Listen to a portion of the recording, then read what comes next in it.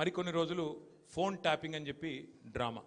ఇవాళ ఒక బాధ ఎక్కడ అనిపిస్తుంది అంటే, చదువు, సంస్కారము, మర్యాద, హుందాతనం ఉన్న ఒక పార్టీ నాయకుడిగా నేను చేసే విజ్ఞప్తి, నేను చేసే ప్రార్థన ఏంటంటే, ఈ పుట్టిన మట్టి సాక్షిగా, అంతరాత్మ సాక్షిగా అక్రమ అనైతిక పనులు నేనెన్నడూ కూడా చేయలేదు అనే మాట స్పష్టంగా చెప్తా ఉన్నాను. ఈ రెండేళ్లలో తీవ్రంగా, ఈ రెండేళ్లే కాదు, దాదాపు గత 7-8 ఏళ్లుగా తీవ్రమైన క్యారెక్టర్ అసాసినేషన్ ఎఫర్ట్ నా మీద, వ్యక్తిత్వ హననం.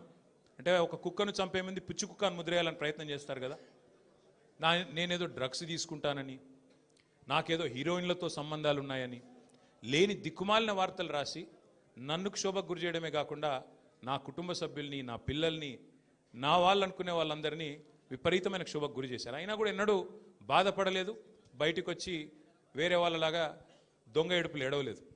నేను నిబద్ధతతో పనిచేసిన నాయకుని కాబట్టి ఎవరికి భయపడకుండా 2 ఏళ్లుగా తలవంచకుండా పోరాటం చేస్తూ ఉన్నాను. ఇవాళ నేను ఏదో టెలిఫోన్ ట్యాపింగ్లో ఏదో విచారణ క్రమాన్ని పిలిచారు, బరాబర్ పోతాం, పోయి అడుగుతా. ఏమడుగుతా? ఏం తప్పు చేసింది మా ప్రభుత్వం అని అడుగుతా, ఎక్కడ తప్పు జరిగింది అని అడుగుతా. ఇవాళ వారు సమాధానాలు చెప్పాలి నాకు. గత 2 ఏళ్లుగా ఈ ఫోన్ ట్యాపింగ్ పేరిట ఒక డైలీ సీరియల్ మాదిరిగా, అంతులేని కథ మాదిరిగా లీకుల రూపంలో ఏదైతే మా వ్యక్తిత్వ హననం జరుగుతుందో దానికి బాధ్యులు ఎవరు అని అడుగుతా.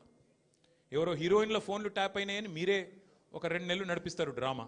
పోలీసు వాళ్ళు, కాంగ్రెస్ పార్టీ వాళ్ళు మీరే లీకులు ఇస్తారు, మీరే రాయిస్తారు, మీరే మళ్ళీ మీదికెళ్ళి మా వ్యక్తిత్వ హననం చేసే ప్రయత్నం చేస్తారు. ఇక వీళ్ళని బెదిరించిందట, వాళ్ళని బెదిరించిందట అని మీరే రాపిస్తారు 2 నెలలు. మళ్ళీ 3వ నెలలో మీరే రాపిస్తారు. ఏ హీరోయిన్ల ఫోన్ ట్యాప్ కాలేదు, ఎవరిది కాలేదు, అంతా బోగస్, ఇన్ని రోజులు మేము చెప్పిందంతా తూచ్ అని చెప్పి మళ్ళీ మీరే రాయిస్తారు. మరి నా పరువుకి, నా ప్రతిష్టకు కలిగిన నష్టానికి ఎవడు బాధ్యుడు? రేవంత్ రెడ్డి బాధ్యుడా? ఈ లీకులు ఇచ్చిన పోలీసు వాళ్ళు బాధ్యులా? రాసిన మీడియా వాళ్ళు బాధ్యులా? నేను అడుగుతా. అట్లా ఇంకో మాట కూడా నేను అడుగుతా. ఇవాళ మీరు ఏ అధికారి అయినా, ఈ రాష్ట్రంలో పోలీస్ అధికారి ఈరోజు రాష్ట్రంలో ఫోన్లు ట్యాప్ జరగడం లేదు అని చెప్తాడా? ముందుకొచ్చి మీ కెమెరా ముందుకొచ్చి చెప్పే ఒక్క పోలీసుడు ఉన్నాడా? డీజీపీ శివధర్ రెడ్డి ముందుకు వస్తాడా? ఐజీ ఇంటెలిజెన్స్ ముందుకు వస్తాడా? కమిషనర్ సజ్జరాన్ ముందుకు వస్తాడా? వాళ్ళకి తెలుసు, పోలీసు వాళ్ళకు, భారతదేశంలో స్వాతంత్రం వచ్చిన తర్వాత ఆనాటి నుంచి ఈనాటి వరకు, నెహ్రూ గారి టైం నుంచి ఈరోజు మోడీ గారి టైం దాకా గూఢాచారి వ్యవస్థలు ఎప్పటికప్పుడు పనిచేస్తూనే ఉంటాయి. గూఢాచారి వ్యవస్థ ఎందుకు పనిచేస్తుంది? పోలీస్ నిఘా వ్యవస్థ ఎందుకు పనిచేస్తుంది? ఎవరన్నా ప్రభుత్వాలను అస్థిరపరిచే కుట్ర చేసినా, దేశంలో శాంతి భద్రతల సమస్య తలెత్తే విధంగా వ్యవహారం చేసినా, లా అండ్ ఆర్డర్ ఇష్యూ వచ్చే విధంగా ఏమైనా అపభ్రష్టపు పనులు చేసినా వాటిని నిరోధించడానికి డెఫినెట్గా పోలీస్ వ్యవస్థ తన పని తాను చేసుకుంటూ పోతుంది. 2015లో మన తెలంగాణ రాష్ట్రం ఏర్పడ్డ తొలినాళ్లలో మా ఎమ్మెల్యే గారిని ఒకరిని కొనడానికి ఒక దొంగ 50 లక్షల రూపాయల బ్యాగ్తో వచ్చి దొరికిండు. దొరికిన తర్వాత ఆ దొంగ మీద ఏమైనా నిఘా పెట్టినరేమో పోలీసులు, మాకేం తెలుసు, మాకేం సంబంధం? పోలీసులు దొంగలు, వాళ్ళకు సంబంధం ఉంటుంది, మాకేం సంబంధం మధ్యలో రాజకీయ నాయకత్వానికి? ఇవాళ వాస్తవం ఏంది? 2015లో ఏ దొంగనైతే దొరికిండో 50 లక్షల రూపాయలతో అడ్డంగా రాష్ట్రం మొత్తం చూస్తుండగా ఆ దొంగ ముఖ్యమంత్రి అయి కూర్చున్నాడు. ఆ దొంగకి ఏమనిపిస్తున్నది?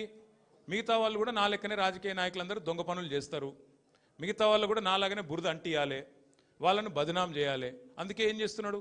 విచారణ పేరిట ఆదేశాలు జారీ చేస్తూ ఉన్నాడు. ఒక 3 రోజుల కిందట హరీష్ రావు గారు ఒక ప్రెస్ మీట్ పెట్టినారు తెలంగాణ భవన్లో. ఏమని మాట్లాడినారు? సింగరేణి కాలరీస్ ఏదైతే ఉన్నదో అక్కడ 1000 కోట్ల బొగ్గు కుంభకోణం జరిగింది. దానిలో ప్రధాన ముద్దాయి రేవంత్ రెడ్డి గారి బావమరిది సృజన్ రెడ్డి. ఆయన కింగ్ పిన్గా ఉంటూ ఈ అక్కర లేని సైట్ విజిట్ సర్టిఫికేషన్ భారతదేశంలో ఎక్కడ ఏ కోల్డ్ ఫీల్డ్లో లేదు, అదొక కండిషన్ పెట్టి, ఒక నిబంధన పెట్టి కాంట్రాక్టర్లను రింగు చేసి బెదిరించి ఫోన్ ద్వారా నేరుగా మాట్లాడి, నేను ముఖ్యమంత్రి బావమరిదిని మాట్లాడుతున్నా, మీరు టెండర్ వేయొద్దు, మీరు వేస్తా అని చెప్తే నేను సర్టిఫికెట్ ఇయనియా సింగరేణి నుంచి అని బెదిరిస్తున్నాడు.